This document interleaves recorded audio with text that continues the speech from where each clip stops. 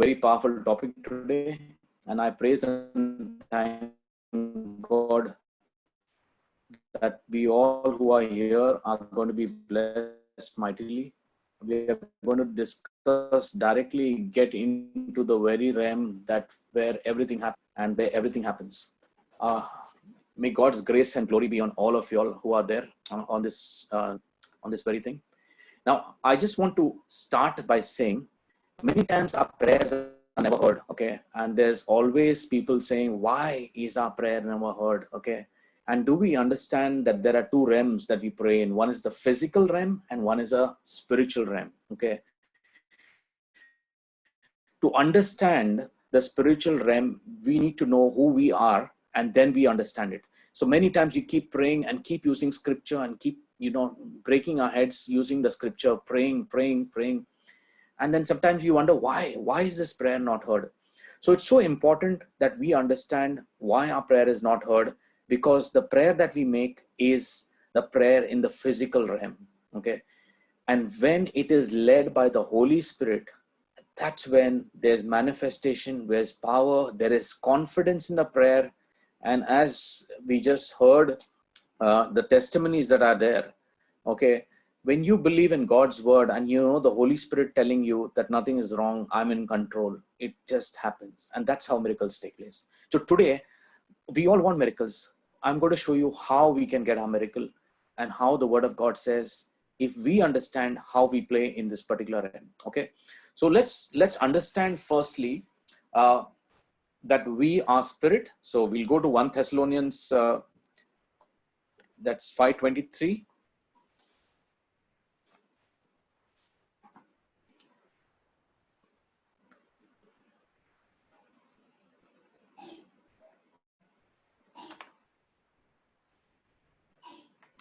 One Thessalonians 5, chapter 5, verse 23.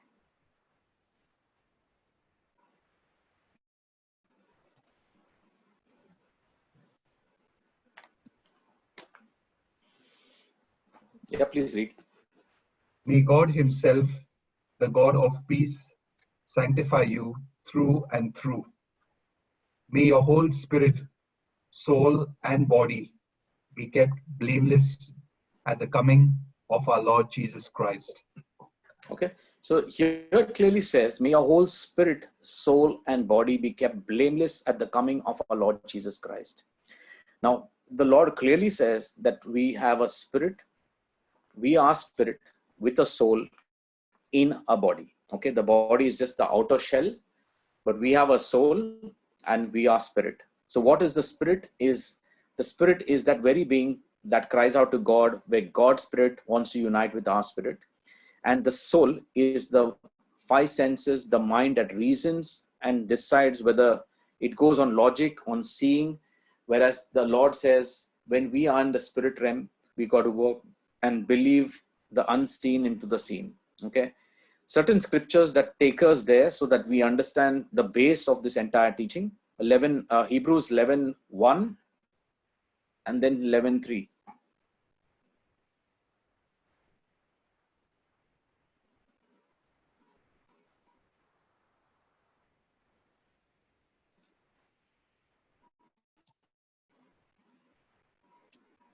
Now, faith is confidence in what we hope for, and assurance about what we do not see.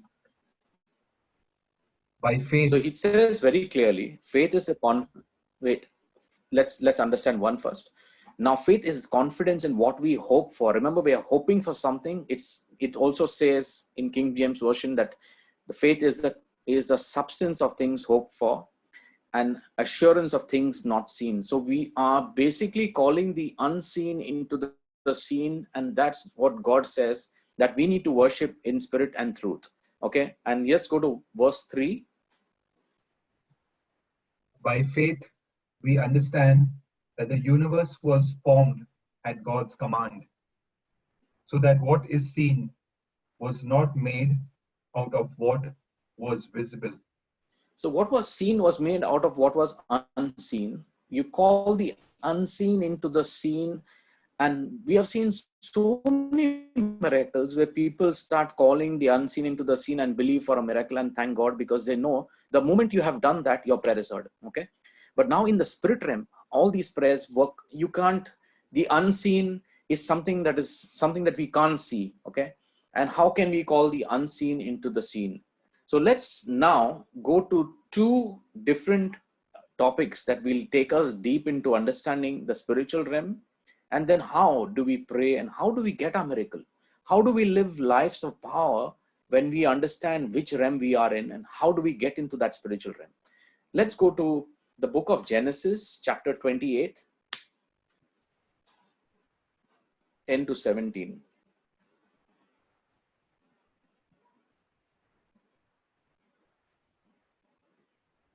Okay, just go to 10 to 17. I'll just give a small background because we have got, just hold on to that from verse 10. Just hold on from there.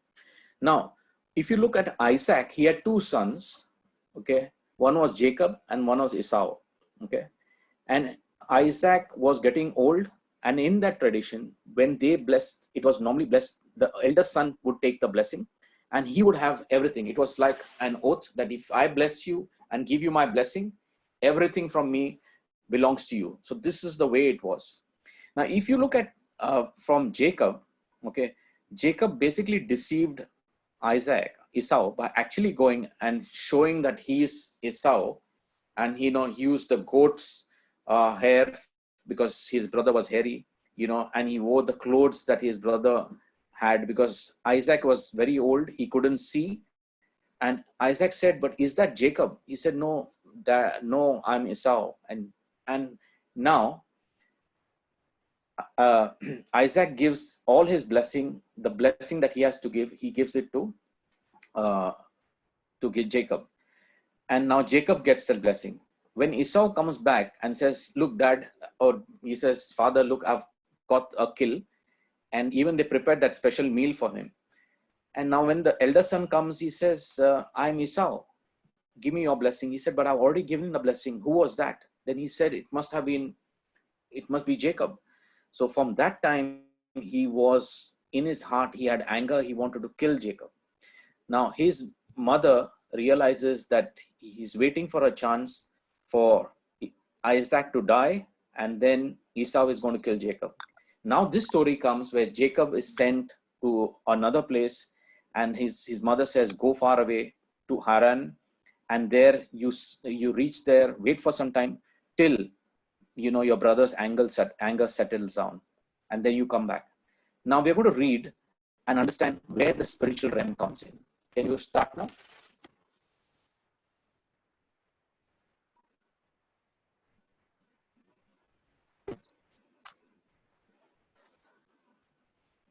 Jacob left Beersheba and set out for Haran. When he reached a certain place, he stopped for the night because the sun had set. Taking one of the stones there, he put it under his head and lay down to sleep. He had a dream in which he saw a stairway resting on the earth with its top reaching to heaven, and the angels of God were ascending and descending on it. There above it stood the Lord, and he said, "I am the Lord, the God of your father Abraham and the God of Isaac. I will give you and your descendants the land on which you are lying. Your descendants will be like the dust of the earth, and you will spread out to the west and to the east, to the north and to the south. All peoples on earth will be blessed through you and your offspring. I am with you and will watch over you wherever you go, and I will bring you back to this land. I will not leave you until I have done what I have promised you." When Jacob awoke from his sleep, he thought, "Surely the Lord is in this place, and I was not aware of it." He was afraid and said, "How awesome is this place! This is none other than the house of God. This is the gate of heaven." Amen. Can you hear me? Yes, Okay, praise God. Okay, let's understand one thing, that even if someone like Jacob could be blessed, he deceived, remember, he deceived his own brother, and God chooses Jacob. Okay, Jacob's meaning was a deceiver, and then that same name, being deceiver, changes to Israel. Okay, and Jacob comes in that line of that, being blessed, and he's one of the greatest, faith. His ministry starts because God chooses him. Now, many times we understand one thing. When we start praying the Psalm 91, it says, "He who dwells in the secret place of the Most High God." The secret place is a place where God can say, "I'm in the secret place," but the Lord says, "I will quicken you. I will move you there, Spirit, into that secret place." The moment you Vivek, we rest in can't that hear you secret place, clearly. you get. Vivek, Okay. your voice is breaking on Your and off. voice is breaking. You can hear me little or nothing. No, it's sort of vibrating and it's breaking off here. Yeah, I think the internet is playing up.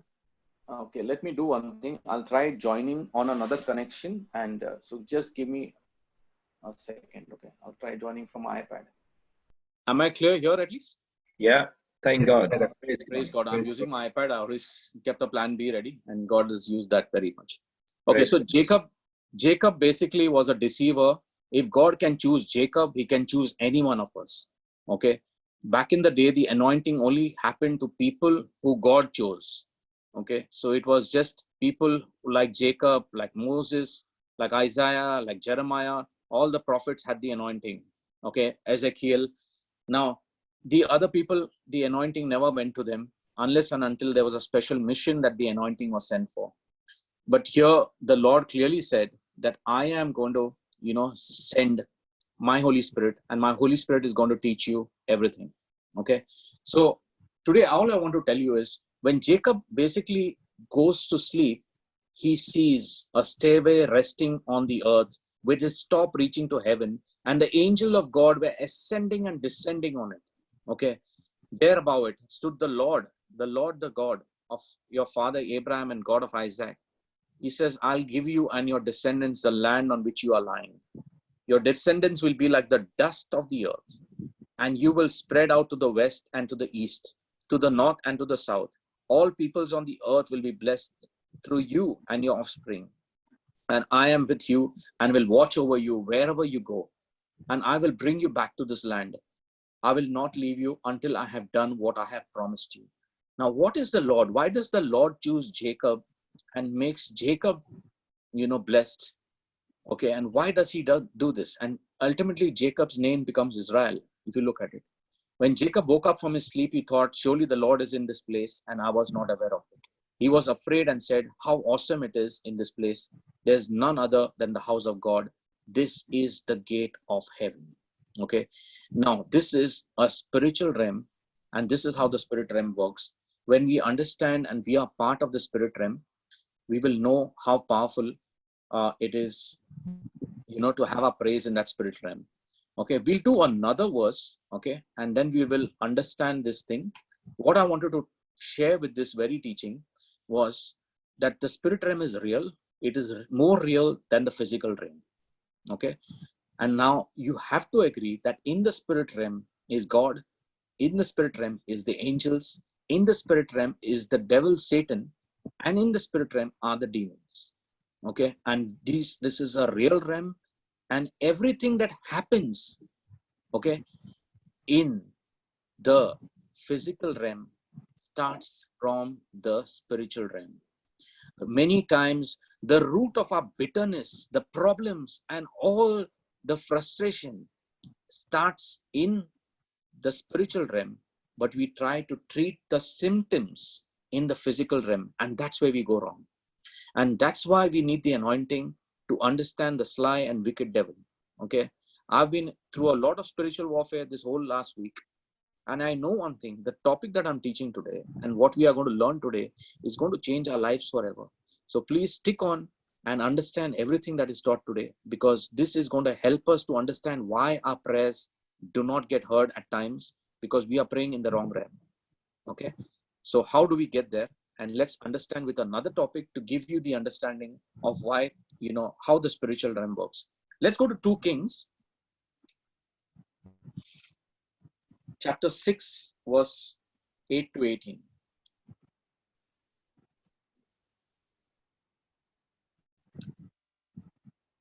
Now this is again another prophet called Elisha, and how he knows everything what is happening, to the king of, the king that is there. So the king of Israel is always told by Elisha that, the king of Aram is coming and he has a plan to kill you. How does Elisha know this? So can we read? Now the king of Aram was at war with Israel.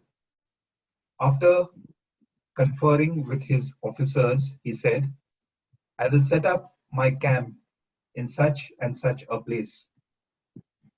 The man of God sent word to the king of Israel, beware of passing that place, because the Arameans are going down there. So the king of Israel checked on the place indicated by the man of God. Time and again, Elisha warned the king, so that he was on his guard in such places. This enraged the king of Aram.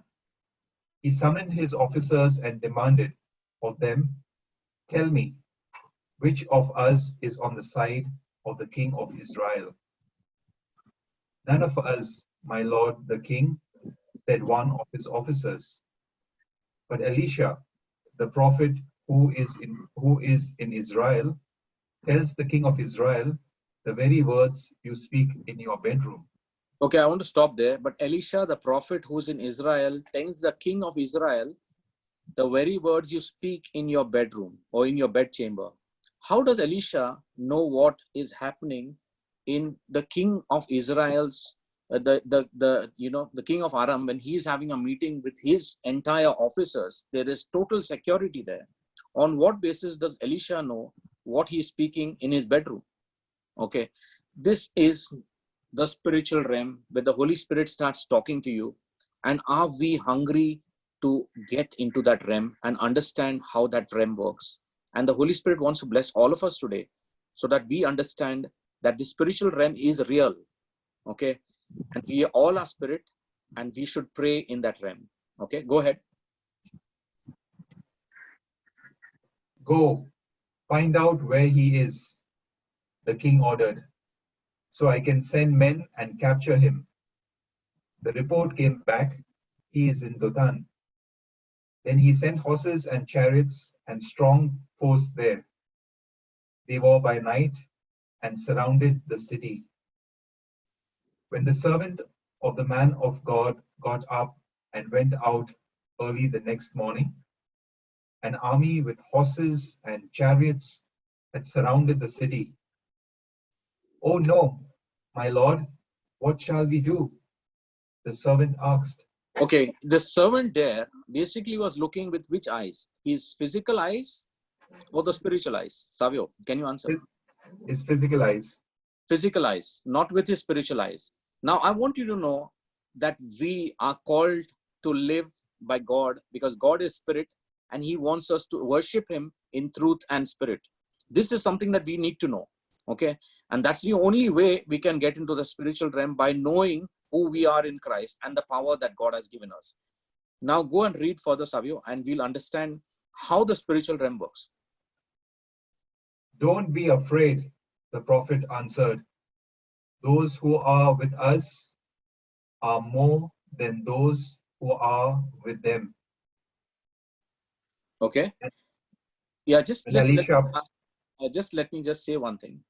Now, I just want to give you a perspective. We are trying to go fast on this, but let's understand one thing.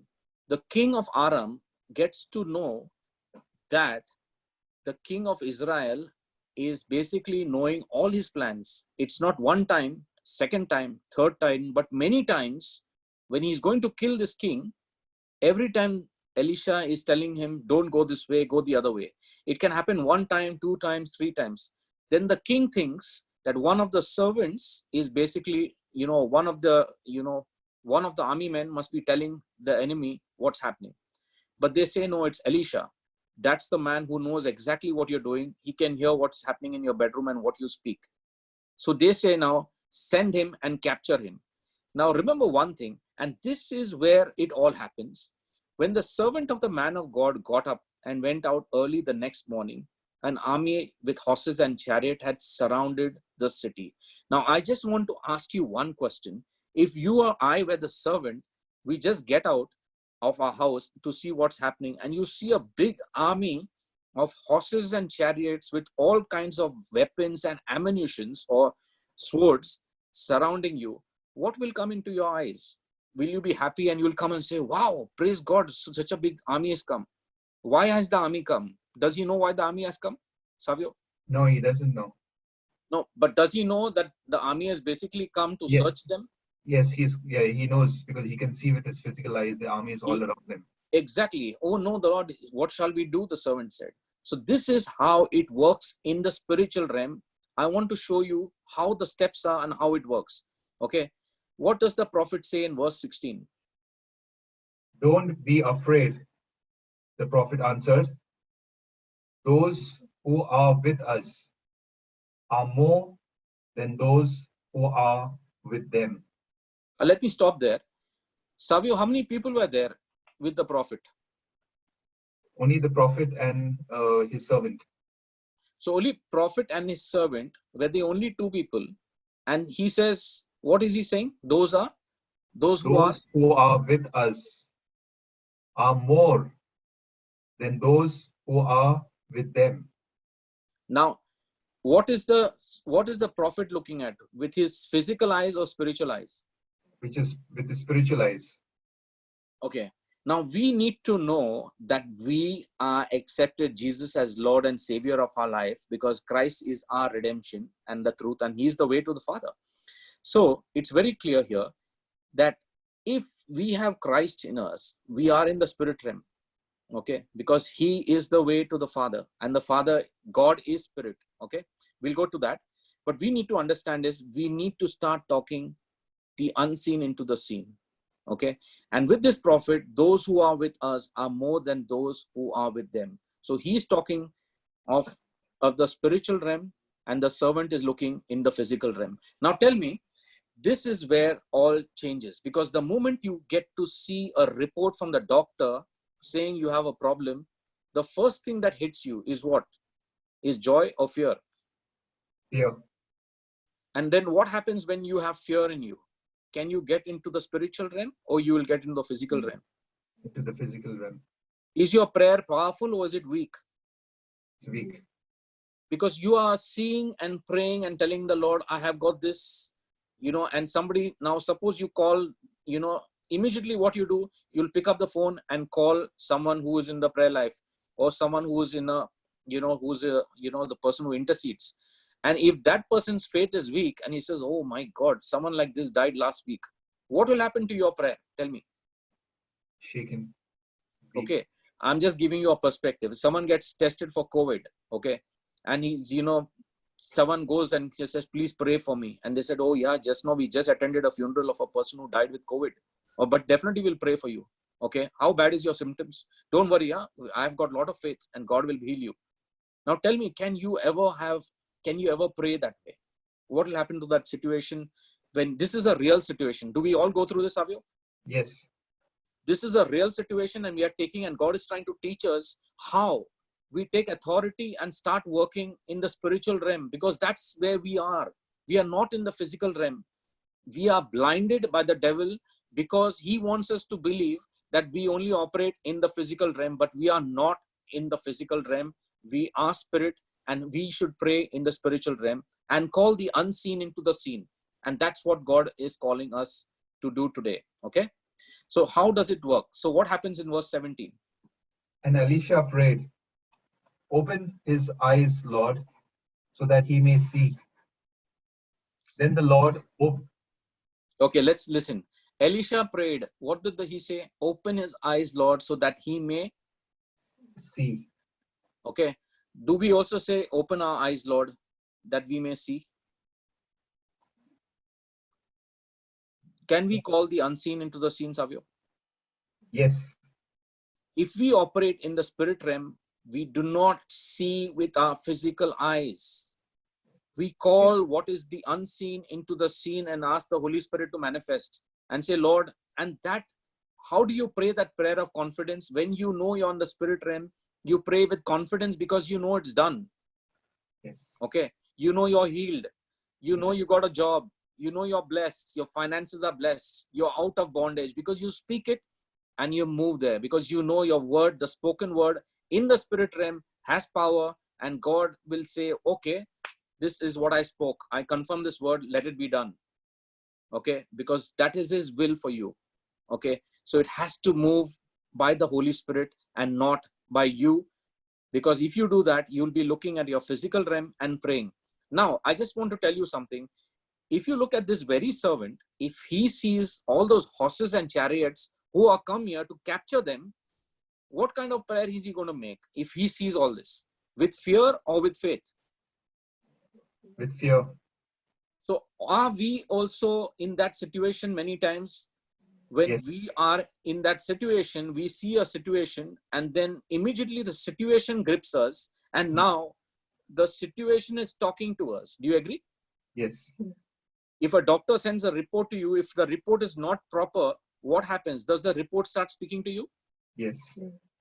Soon you see the report is started talking to you. Okay. Now the report has control over you, or do you have control over the report, over the disease? The report has control over us.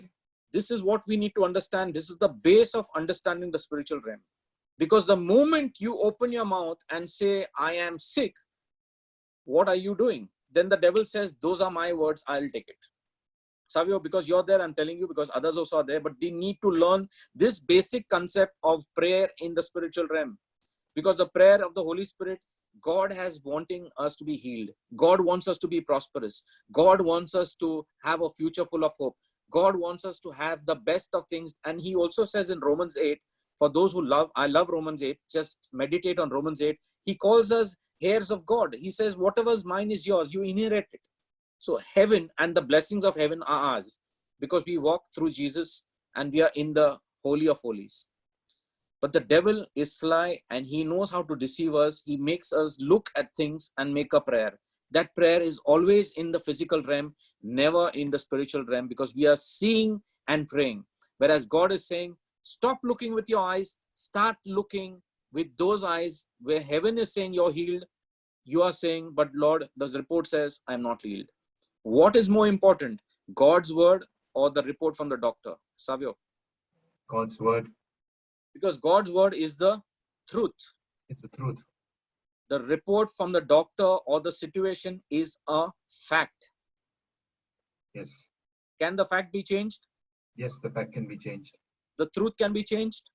No, the truth always stays the same forever. The truth will never change. That's why God says, I put my covenant. In Hebrews 9, he says, I make a blood covenant with my people. Whatever is spoken will be done. Whatever is spoken, my word goes ahead of me. The Lord says that, okay, that my word goes ahead of me. And we also know heaven and earth shall pass away, but my word shall not pass. That much is the power of his word. So some people don't realize the power of the word. They think that the word is just a normal thing. The word is Jesus himself. God's spoken word is Jesus himself. In John 1:1, he is the word. The word was with God and he is God. Okay, so when we speak the word with confidence, that is the spiritual realm. So when Elisha, okay, says, open his eyes, read verse 17. And Elisha prayed, open his eyes, Lord, so that he may see. Then the Lord opened the servant's eyes, and he looked, and saw the hills full of horses and chariots of fire all around Elisha. Now, I want to tell you this. Do you know that we have a legion of angels? Savio, do you know what's a legion? 10,000 or 7,000? Something 6,000? like 6,000 angels. That's a legion. Okay. Do you know that you can call 6,000 angels by just saying, Lord, Jesus, in Jesus' name, let the legion of angels cover my family. There'll be 6,000 angels, massive angels, okay, with the chariots and full of horses, okay. That is the kind of angels that the Lord has. Can we call that angels to protect us Yes, and be with us? yes, Do you know the devil has no chance even to get in if you can call the angels? Because they are like, they are basically will serve us. They are meant to serve us, okay? That is what the angels are. Now, we all think that the prayer we make in the physical realm is powerful. It doesn't work. Many times we pray, by the stripes of Jesus, we are healed. By the stripes of Jesus, we are healed. By the stripes of Jesus, we are healed. We keep saying it and there's no power. There's nothing happening. But you still say, by the stripes of Jesus, we are healed. By the stripes of Jesus, we are healed. But the Lord says, because what's happening, you are seeing the report and praying. But what God is saying, you see your healing and pray. Thank you, Lord, for healing me. Because on the cross, when I was praying, I had a spiritual warfare some days back. And the Lord took me in the night and showed me his wounds. And he says, these wounds are alive. They are bleeding. Do you agree, Savio? yes, That in the spiritual realm, the wounds of Christ are actually bleeding. They are that very flesh that bleeds. And his blood is flowing. He's continuously flowing. And do you know, we are spirit and God is spirit. Okay? yes. And the only way to go to the spiritual realm, the bridge between heaven and earth is what? The word of God. Is Jesus. Yes, the word of God. The Jesus is the only way. He says, I am the way. No one can go to the Father except through me. So when you make a prayer in Jesus' name, you're straight in the spiritual realm. Now you need to know one thing. You cannot see with your physical eyes, but call the unseen into the seen and believe that the unseen is done. And you thank and praise God. That's why the prayer of thanksgiving and praise is the highest level of prayer, because you are now not praying for anything, but God knows your situation. And you can only praise and thank God. If somebody is sick and the doctor said the person is going to die, you can only stand near the bed and thank and praise God, dance and praise God, because they will think you're mad because they see with their physical eyes, but the Lord has healed this person because you see with your spiritual eyes. This is the power of the spiritual realm. When you call the unseen into the seen and start dancing and praising God and saying, praise you, Lord, thank you, Lord, I praise you. There is joy in my life. There's praise in my life. The person is dying. The situation is the same, but you keep dancing, keep dancing. At that point, the Lord takes over. And when he takes over, the Holy Spirit instantly, there's a supernatural power that heals the person because what you did, because of what you did, because of what you did, because you trusted the Lord with your situation. Try this in your life. Call into the Lord, thank and praise God, give him glory and thank and praise God, because you say, God, I cannot do this, but I know you have done it for me. That is your prayer of thanksgiving and praise. And that's why that prayer of thanksgiving and praise was always done by Daniel. He was put in the lion's den. He thanked and praised God. He just thanked and praised God. The devils never, the lions couldn't touch him. Okay, their mouths are closed. Okay, the people in the furnace thanked and praised God. The furnace couldn't heat them. It was heated 7 times more, but nothing could touch them because they thanked and praised God. Okay, Jehoshaphat was praising and thanking God. There were enemies from 3 directions coming in. 3 different directions. Remember, a king with enemies from all 3 directions coming to kill him. He's a small army, and 3 powerful armies, 10 times his size, are coming to kill him. He thanks and praises God because that's the only thing he does. What God does, he confuses those enemies and they fight against each other and they destroy each other. And Jehoshaphat becomes rich because he takes all the spoils of all those 3 armies. This is what happens when you work in a spiritual realm. You have confidence in your God and in the word of God. You don't depend on your eyes, but you depend on the spiritual eyes and on what God says. If God says you're healed, you said, Lord, whatever the doctor says, I'm healed, I'm healed. Because I know with my spiritual eyes, I'm healed, and I thank and praise you. Next time you go with the report, there's no trace of that illness. Why does that happen? Why does a supernatural power come in? Because you know where to pray and in which realm to pray. This is the start of understanding the spiritual realm. Amen. Amen. So he says, strike them with blindness, and so they are struck with blindness, as Elisha says. Do you know we have power, and the power is powerful? Okay. Now, this is something that you may think I'm preaching. Okay, this is the preaching. Do we have, Savio, do you have electricity in your house? Yes. Okay. Can you see electricity? No, Can you see the electricity? No, you can't see it as such. You can't see it. You can't see the electricity, right? But still, you put the switch on, the fan comes on. You put the Yes. switch on, the light comes on, correct? It's nothing but movement of electrons. Yes. Okay. But electricity is there. Okay. You cannot see it, correct? Yes. When we are young, I think the Holy Spirit is bringing this back, but it's just an example. We all used to play with magnets. You agree with me, Savio? Yes. Yes. Okay. And we used to put a magnet and used to see something just coming, the iron. If you put next to an iron and, the magnet will attract and pull the iron and, suddenly you see the iron coming in, correct? Yes. Now, can you see why the magnet is pulling it? No. Okay. Is that the magnetic realm real? If you touch something and you put an iron, today also the magnets are used all across the world. It's all powerful. Okay. Yeah. With the Holy Spirit, he's called the wind. Okay. We did Ezekiel chapter 37. Let the breath of the Lord be in, go to the dead people and they will live. He's the wind. Can you see the wind? Sabio, can you see the wind? No, you can't see the wind. But you can feel the wind. You can feel. You don't know from which side it comes, but it comes and goes. That's right. Yes. That's how we have to be in the spiritual realm, because we have the anointing of the Holy Spirit. You cannot see the Holy Spirit, but the Holy Spirit is real and the devil is real. And we need to know how to fight him in the spiritual realm and how to win and be conquerors in Christ Jesus. Amen. Amen. I hope you all are liking the topic so far. Yes. Praise God.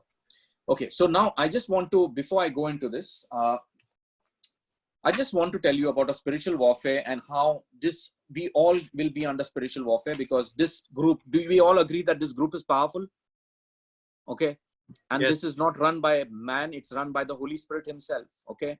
No glory to me, glory only to God, because he is almighty and glorious. Okay. Amen. Okay. So let's understand one thing. The word of God, whenever the devil tempts you, okay, you will always realize that the joy of God is not there in his situation. And we have learned that in 1 John 4:4, you can ask the Spirit, are you from God, or are you, do you acknowledge Jesus Christ in the flesh? But remember one thing, the moment the devil comes to tempt you, do not speak to him. You only speak to God, not to the devil. The only way to speak to the devil is, it is written. Okay. It is written, I am the body of Christ. Satan, you have no power and no place in me. It is written, the one in me is more powerful than the one in the world. It is written that God will arise and his enemies will be scattered. It is written that I will submit myself to God. I will resist the devil and you will flee from me. Out in the name of Jesus. This is the only communication we make with the devil. If you communicate anything else, then he will get you.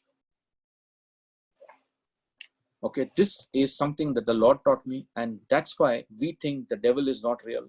And when we get a temptation, we start fighting the devil by saying, who are you? You know who I am? I am in Christ. But do you know your scripture? Can you fight him with your scripture? Can you believe that the word of God is Jesus himself?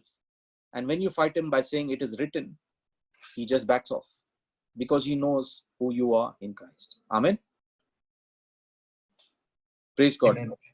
Okay, so that's something that I wanted to say. Okay, so always remember, use the word of God to fight the devil. Do not speak, else he will trap you. Okay, now do we all know that Satan is a liar and he is the father of lies? Okay, and Yes. that's how we enter into understanding this. That Satan is a liar and he is the father of lies. Okay, now as we understood 1 Thessalonians 5:23, let's go to understand how the spiritual realm works. Okay, let's take Psalms 16:9.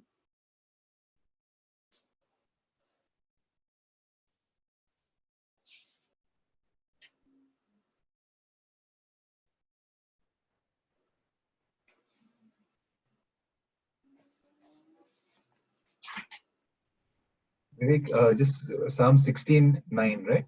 Verse 9. Yes, go ahead. Yeah. Okay. Yeah.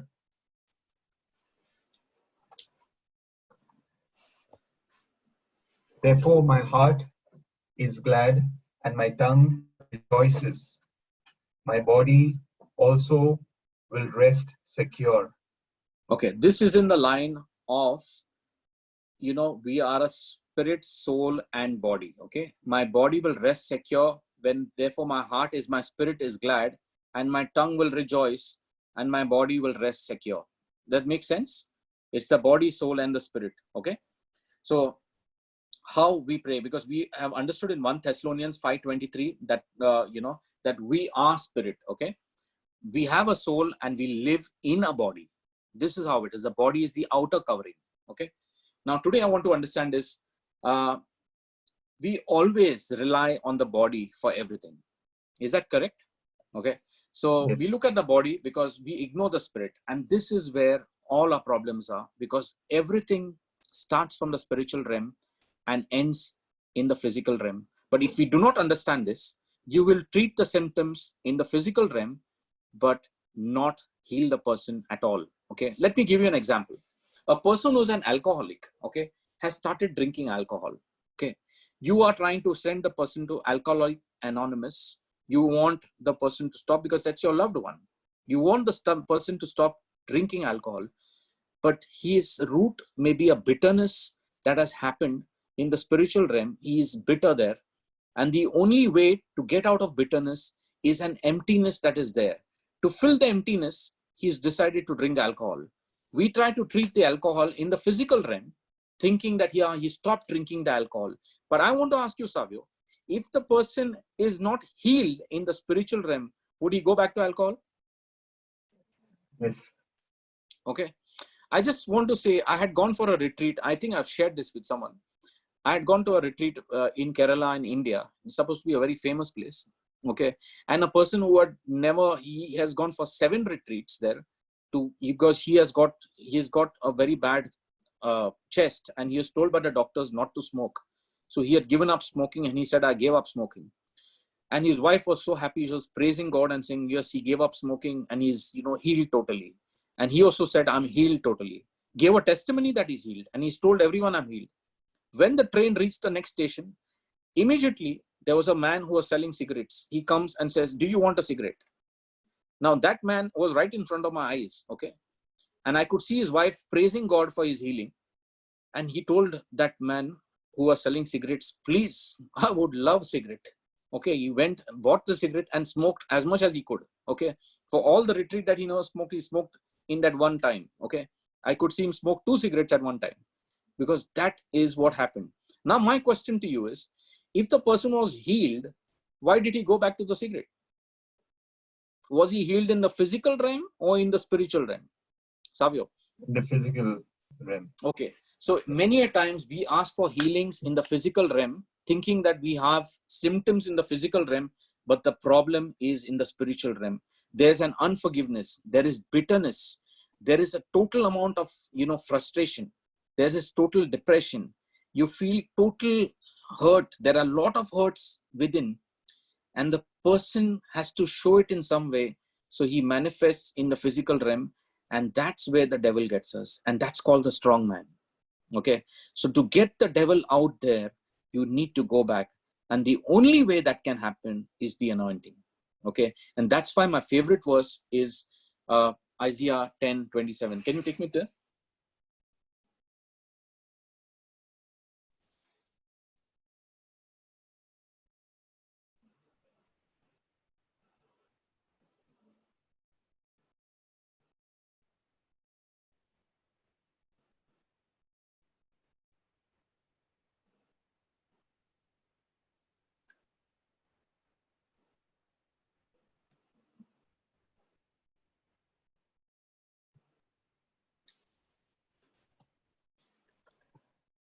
And it shall come to pass in that day that his burden shall be taken away from off thy shoulder, and his yoke from off thy neck, and the yoke shall be destroyed because of the anointing. The yoke is that very burden in that spiritual realm.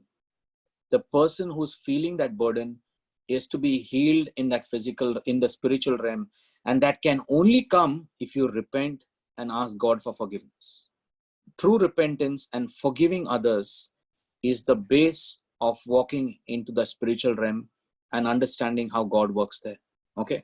Now it's to a great extent, human beings rely only on their body for input and soul and for their decisions. You'll always rely on your mind. Is that correct? Every decision is taken, if there's no rain, you pray for rain. You say, look, I first need to see a graph that shows that there is rain coming this side. Now God works in a supernatural way. He does not work in the natural way. When you call the supernatural into existence, you are actually doing what Jesus did. He calmed the sea. He walked on the waters. He did things that were supernatural. He called the dead to life and they rose. Okay. And God says, you'll do greater things than me. Okay. Now, how do we get there? And how does this work? Okay.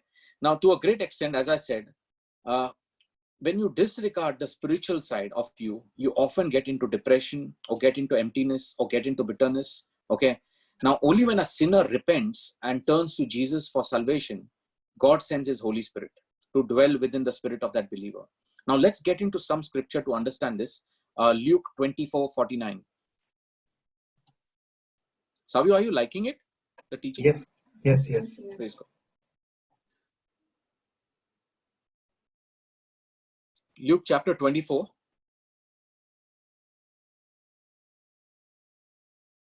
Verse 49.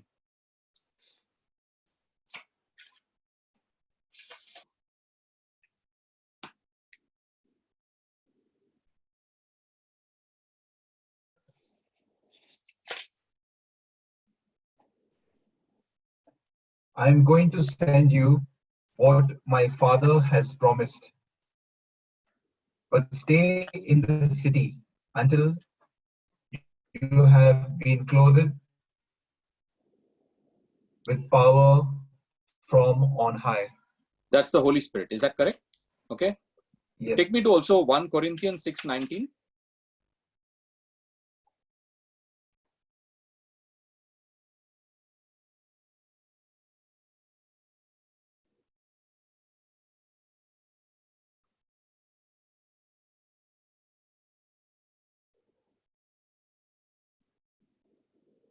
So 1 Corinthians 6:19.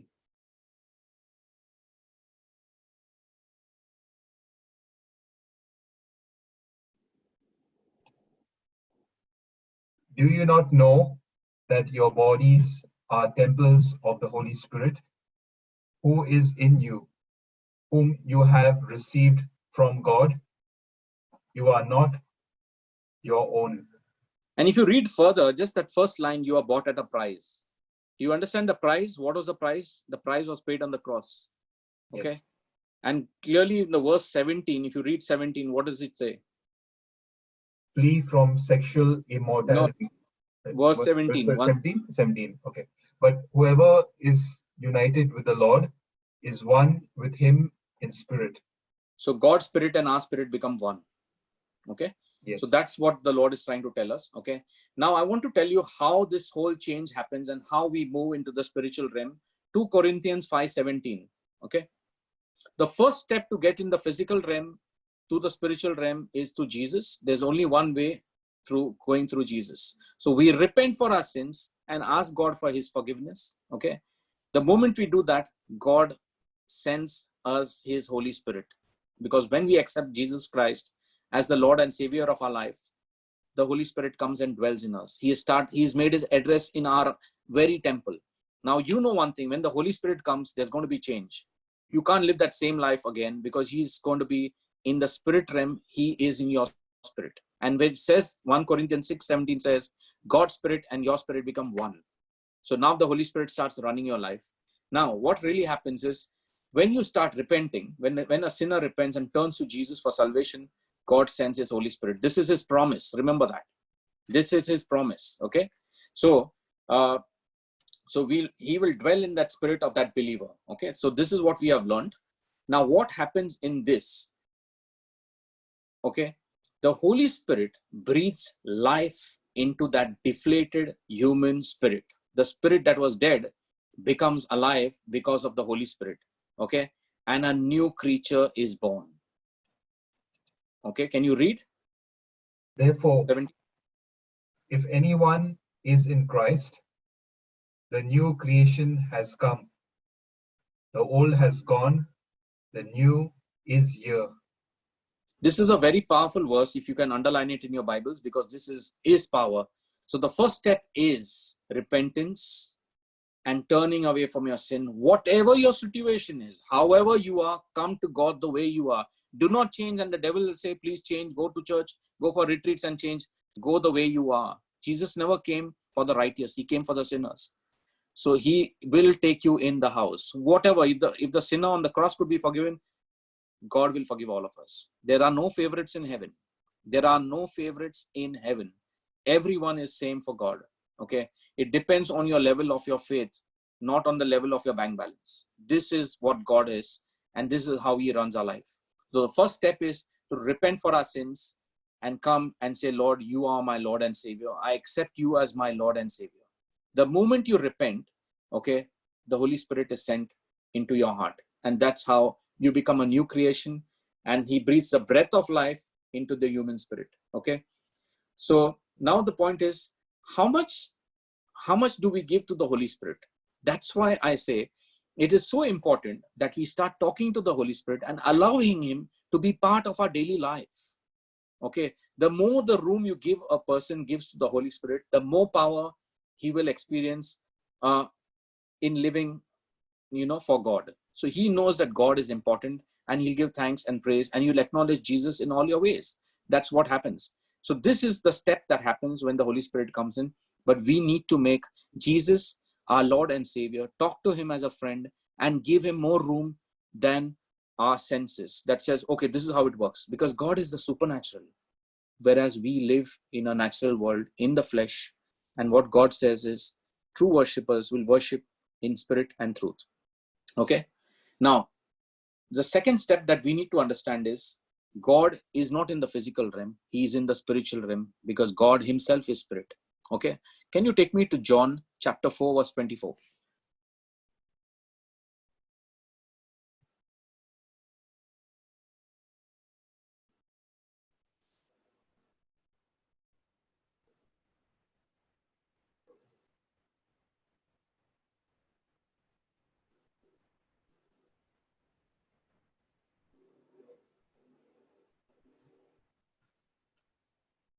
God is spirit, and his worshippers must worship in the spirit and in truth.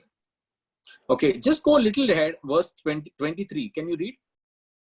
Yet a time is coming, and has now come, when the true worshippers will worship the Father in the spirit and in truth.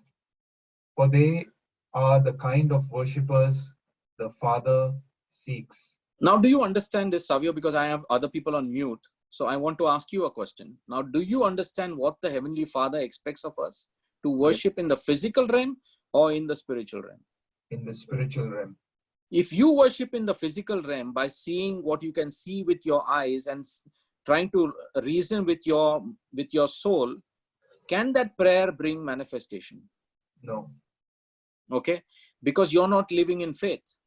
Yes. Your faith has to be, and you cannot please God. We know in Hebrews 11:6 that without having faith, you can't come to God. That's the starting point, that you need to know He exists and that you yearn and seek Him.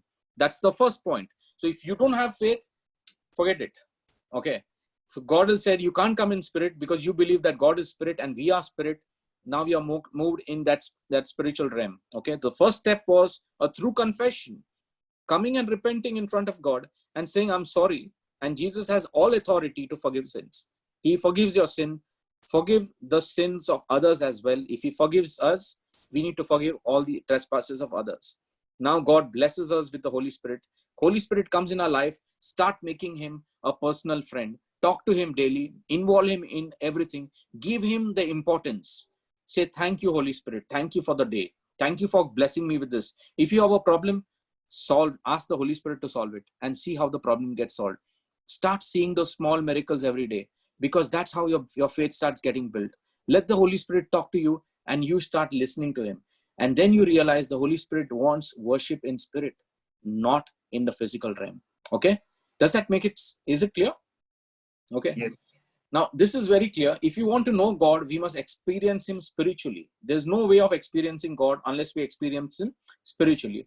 Although God works in very much tangible physical ways to His creation, we have to be very clear. Let's take one scripture there to understand. Psalms 8 verse 3.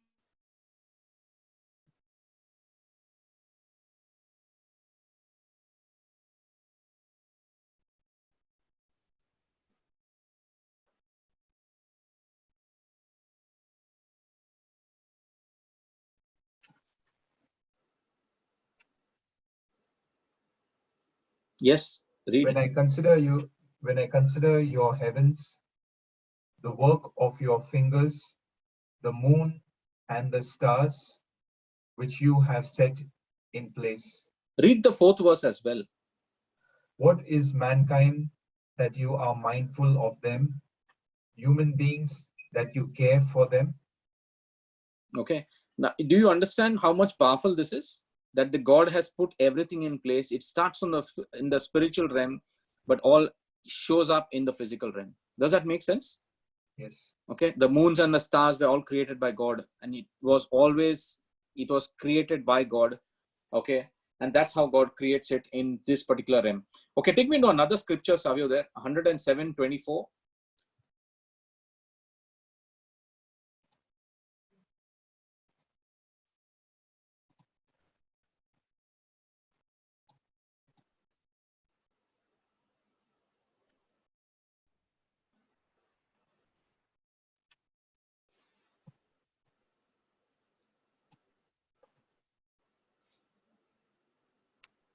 They saw the works of the Lord, His wonderful deeds in the deep.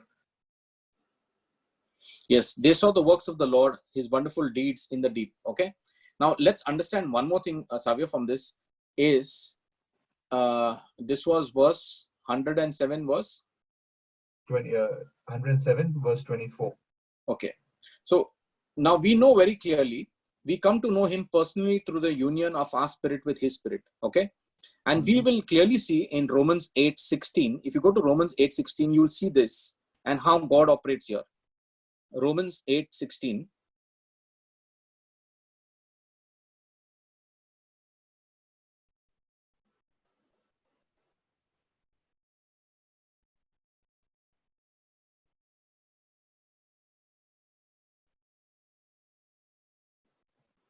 Read.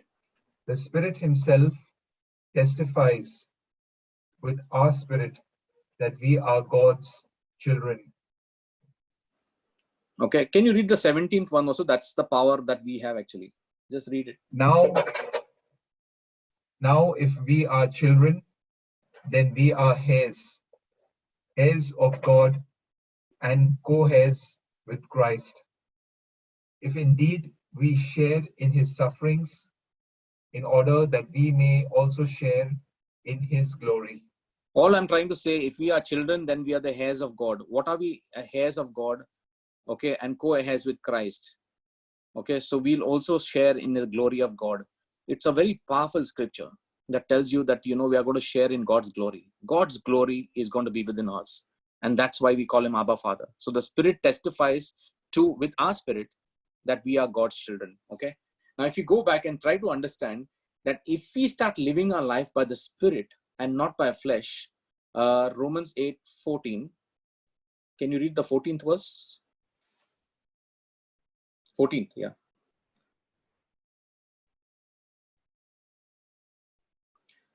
For those who are led by the Spirit of God are the children of God. Yes. So if we live by the Spirit, okay, so it's also, we can read in Galatians chapter 5:16. We can't have time for that. But what I'm trying to say is that if we live our life with the Holy Spirit, then we will not gratify the flesh. We either serve the flesh or the Spirit. There are two different realms, the physical or the spiritual. If you live by the Spirit and you need to have the anointing of the Holy Spirit, then you can't sin again, because the Holy Spirit will not allow you to sin. If you sin, you will repent. But when you're on the flesh, you don't realize what is sin, because you're a slave to the devil. Is that clear? Yes. Okay. So we have to learn to discern the voice of God as distinct from our own thoughts. And that is what will change our life. Hearing the Holy Spirit and hearing our spirit. Okay. John 10:27.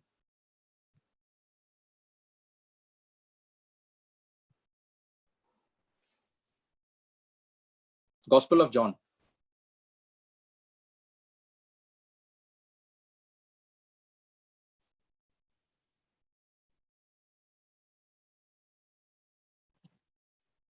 My sheep listen to my voice.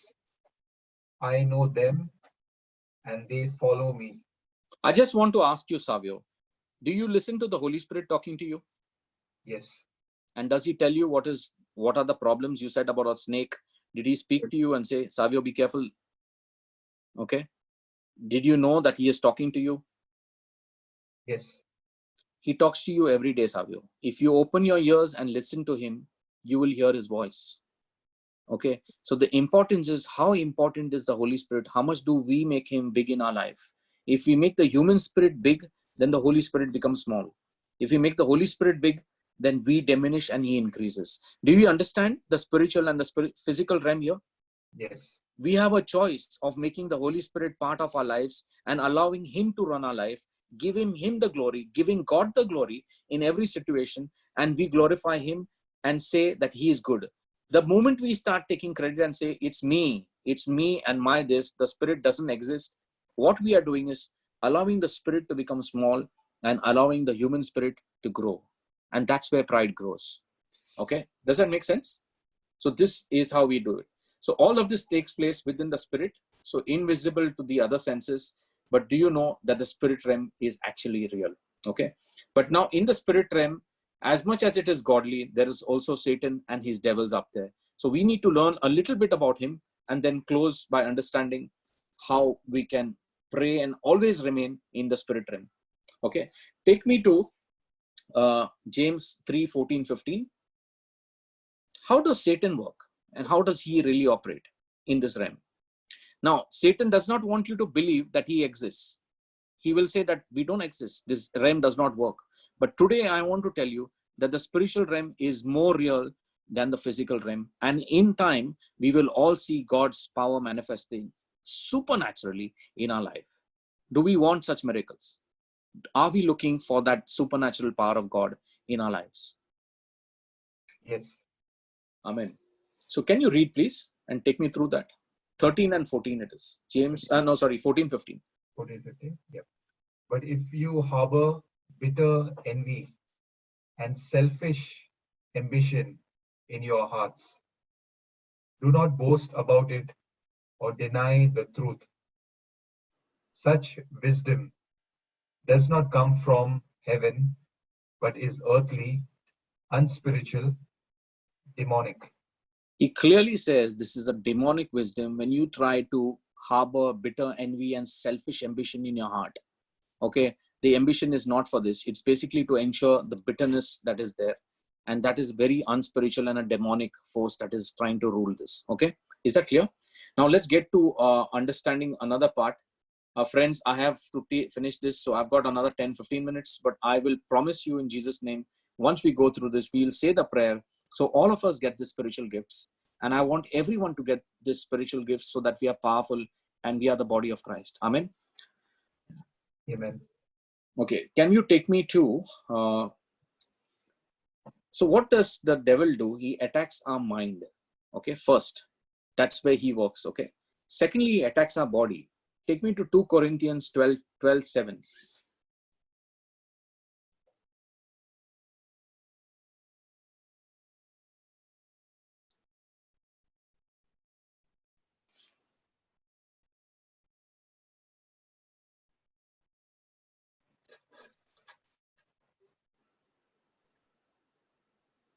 Or because of these surpassingly great revelations, therefore, in order to keep me from becoming conceited, I was given a thorn in my flesh, a messenger of Satan to torment me. This is how he torments us in the flesh. So first he started by tormenting us, okay, in our minds, now in our bodies, where he torments us, and also in our spirits. Can you go to 2 Corinthians chapter 10, verse 3 to 5?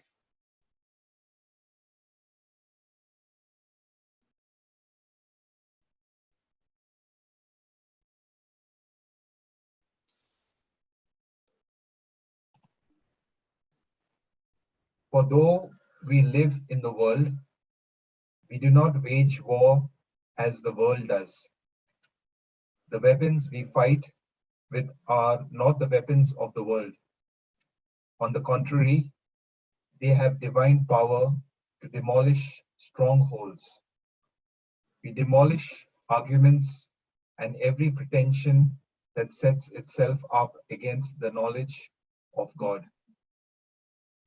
And we take captive every thought to make it obedient to Christ. So you understand, every thought has to be obedient to Christ. Now, Savio, if God says, I have healed you, but if someone calls you or your auntie calls you and says, Savio, how are you? And you say, I'm sick. What have you done to your healing? It is wiped away. You have cancelled it. Cancelled. Or if you say, God, you are the best in the world, but what happens? Once again, it's just cancelled. Whatever you say. Whatever said before but is gone. Yeah. Okay. God, you are the best. Everything is best. But means after but is what the word is. Okay. So be careful with how we speak, because if we are not in line with the word of God, the devil will get us. Okay. This is what is clear in the spiritual warfare. It's called spiritual warfare. Now, there was something called the 7 sons of Sceva, and there's a case in point. So if they were assuming a knowledge of the spiritual realm and the authority that they did not possess. Okay. So they learned the hard way that spiritual warfare is not to be taken lightly. You cannot take it lightly. You need to know who you are in Christ. And what really happened, the moment they said, in the name of Jesus, I command you devils to go. Then the devil says, I know Jesus, I know Paul, but who are you? And the devils beat up these 7 sons of Sceva. Okay. So if you do not know who you are in Christ and you fight the devil, then the devil will say, I don't know who you are, and beat you up. That's why many times there are preachers who keep preaching, okay, but they say, in the name of Jesus, okay, you devil, get away. Nothing happens. The devil, in fact, fights and beats them up. Now, why does it happen with some people that it works and with some people it doesn't work? Okay. It just happens because you need to know who you are in Christ and the power that Christ has given us. Okay. Luke 10:19. Savio, take it quickly. Luke 10:19.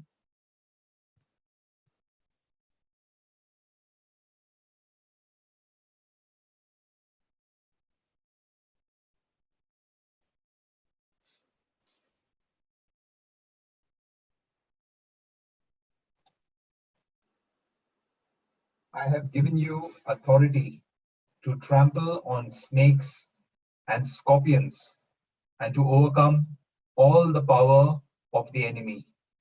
Nothing will harm you. This is God's power to you. So if he has given this power, we have this power. Okay.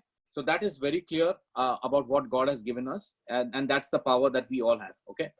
Now, I just want to take you through understanding the last part of this, that we went through this whole spiritual realm. And thank you for so much for all who are there as we say that prayer in the spiritual realm. Now, we also need to know that, like the sons of Sceva, we can too be deceived by the devil. Okay. And if you look at Mark 3:11, the Gospel of Mark 3:11, we can also see many people consider themselves spiritual. You speak to people and say, are you spiritual? Oh yeah, man, lot of spiritual, man. I'm very, very spiritual. Very, very spiritual. They totally, completely bypass the very true God who is the king of the spirit world. So this is very important. Whenever the impure spirits saw him, they fell down before him and cried out, "You are the Son of God." Okay, so this is very clear because even the devils knew who God was and who Jesus was. He was the Son of the living God. So that's what we need to know. If Christ has given us the authority, we claim and use that authority and go against the forces of wickedness and say it is written. And we should be very confident in our hearts because that's our faith in the spiritual realm that we won the battle. So when we pray, believe we have received and it shall be yours. That's what it says in Mark, okay, 11:23-24. He says, when you pray, believe that whatever you ask for is received and it shall be yours. Okay. Now let's quickly understand the people who pray like this, who do not understand the real spirit world. They are already deceived by the devil who has blinded the mind of believers. And this is what we need to know. And this is important. Okay. 2 Corinthians chapter 4 verse 4.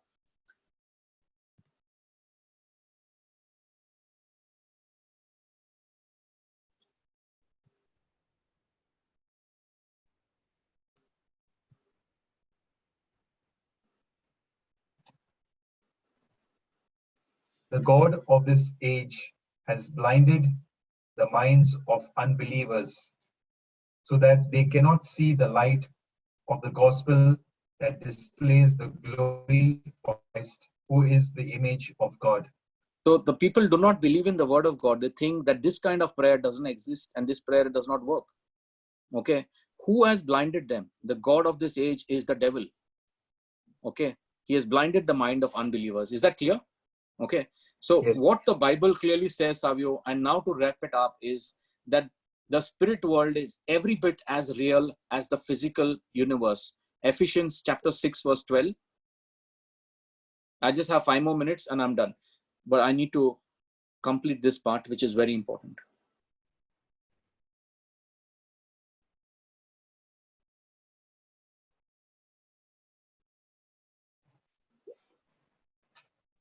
For our struggle is not against flesh and blood, but against the rulers, against the authorities, against the powers of this dark world, and Okay. against the, Yes, go ahead.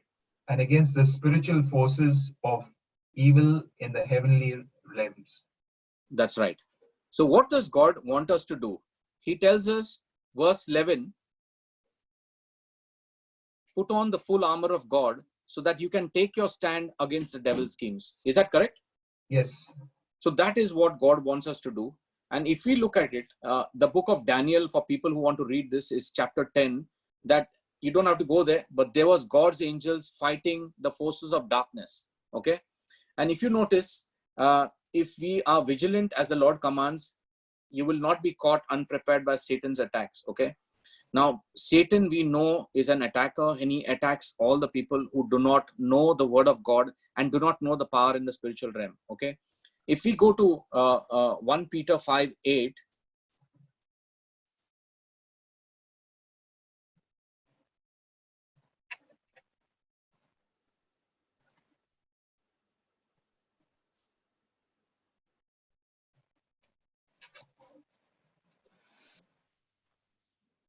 Be of sober mind.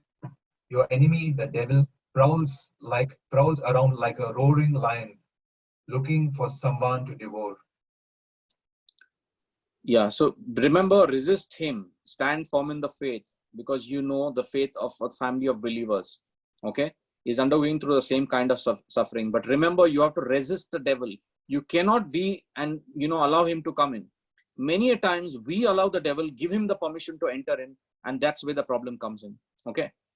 Now, that's why he says, use, the armor of God. And it clearly says God has given his children everything we need to stand firm in the spiritual attack of our enemy. Now, why am I talking about the spiritual realm? Is because in the spiritual realm is the blessings of God, but there is also the evil that is there. And we need to fight the evil forces by knowing who we are in Christ Jesus. Okay. And the devil will know that we have got the power of Christ. He will run away from us when we know who we are in Christ. Okay. Now, as I said, the spiritual world is real. Okay. But also has the forces of demonic powers in that. Okay, which is not healthy and does not glorify God. The Holy Spirit is the only spirit we should ever allow to invite into our lives, not the evil spirit. And he has all the powers we need to overcome Satan and, use to defeat it. Okay. So Isaiah 54:17, this is the last scripture.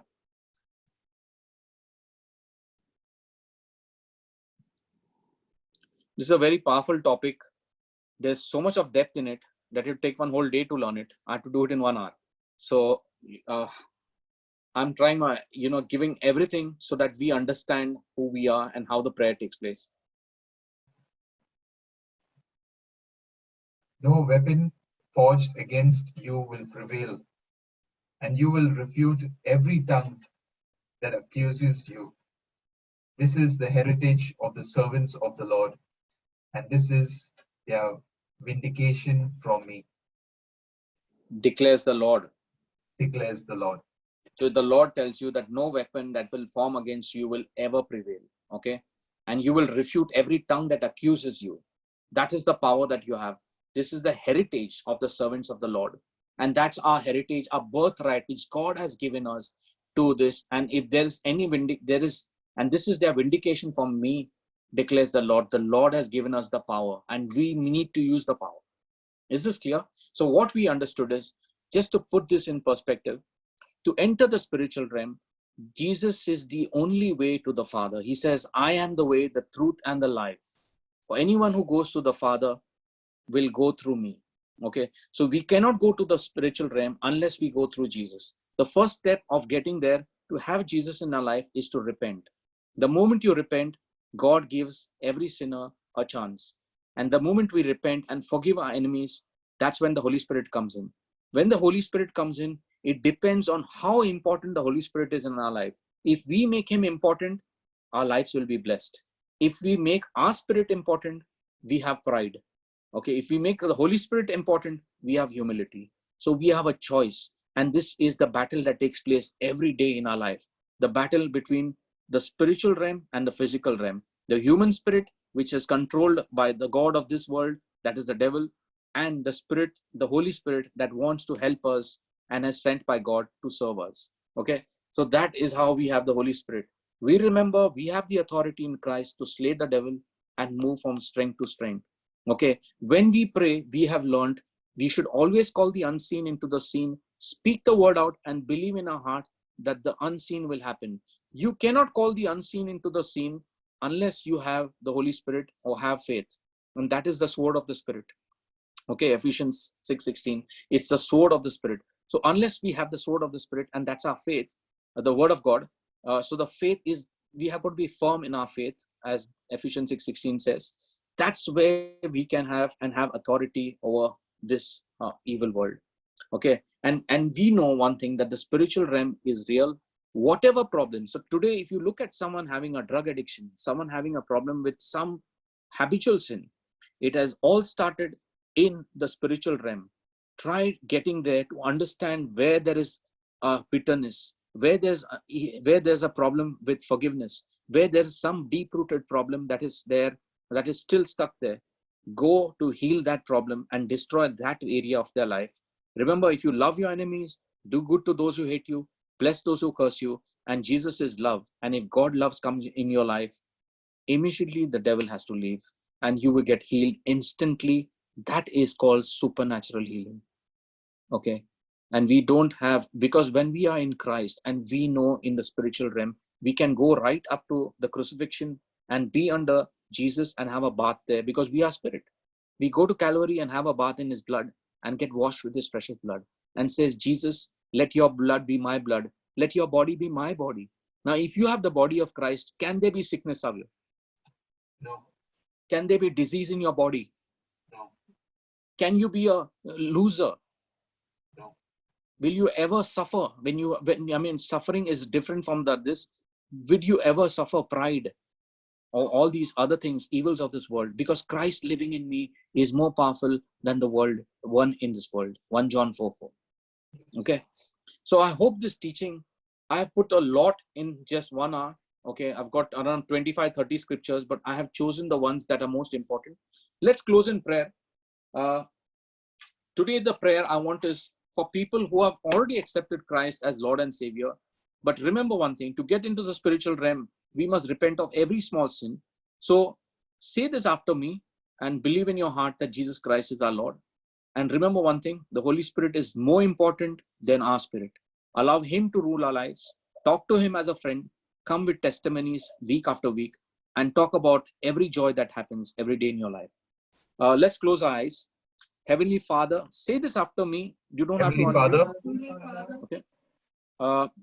I know I'm not perfect. I know I am not perfect. I know that I'm a sinner. I know that I am a sinner. But today I turn away from my sin. But today I turn away from my sin. I run into your arms, Jesus. I run into your arms, Jesus. Wash me in your precious blood Wash me in your precious blood and fill me with your spirit today. and fill me with your spirit today. I turn from my sin I turn from my sin and I forgive all my enemies. and I forgive all my enemies. I do good to those who hate me I do good to those who hate me and I bless those who curse me. and I bless those who curse me. And I say, Jesus, And I say, Jesus, I declare in my heart I declare in my heart and declare with my mouth and declare with my mouth and believe in my heart and believe in my heart that Jesus Christ is Lord that Jesus Christ is Lord over my life. over my life. Jesus is Lord Jesus is Lord over the whole world. over the whole world. Jesus is Lord Jesus is Lord over the whole church. over the whole church. And God's people said, And God's people said, Amen. Amen. We also pray, Heavenly Father, We also pray, Heavenly Father, in a special way, in a special way, that all who waited right up to the end, right now, Lord, that all who waited right up till the end right now, Lord, bless them with spiritual gifts in the heavenly places. bless them with spiritual gifts in the heavenly places. Open tongues, Lord. Open tongues, Lord. Let people see with their physical eyes into the spiritual realm. Let people see with their spiritual eyes in the physical realm. Bless people with the gift of prophecy. Bless people with the gift of prophecy. Bless people with the gift of knowledge. Bless people with the gift of knowledge. Bless people with the gift of miracles. Bless people with the gift of miracles. Bless people with the gift of discernment of spirits. Bless people with the gift of discernment of spirits. Bless people with the gift of faith and healing. Bless people with the gift of faith and healing. And all spiritual gifts in the heavenly places. And all spiritual gifts in the heavenly places. I receive all these spiritual gifts in Jesus' mighty name.